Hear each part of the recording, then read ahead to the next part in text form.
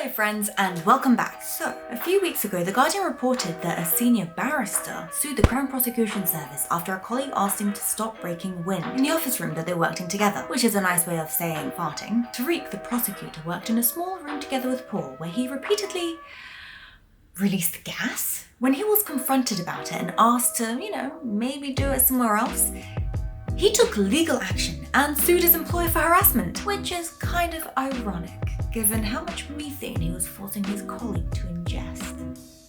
There are at least two things strange about this situation. Firstly, why would you sue your boss because of something your colleague said? It's a bit like if a policeman tells you to stop smoking and then you go and sue the mayor.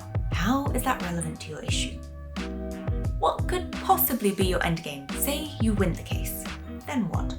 Does the boss just send a team-wide memo out and tell everyone to just take your farts as is? That feels a little bit unreasonable. Granted, Tariq did stipulate that this is caused by the medication that he's taking, and the office didn't allow him to work from home, which the court agreed is also wrong. But Tariq is a barrister. He's gonna have to show up in court at some point. Have you seen the way that barristers dress? For those who don't know, barristers in England have to wear wigs when it comes to formal proceedings for a criminal case. So essentially, we're talking about these guys. Wigs, robes, extremely formal attire.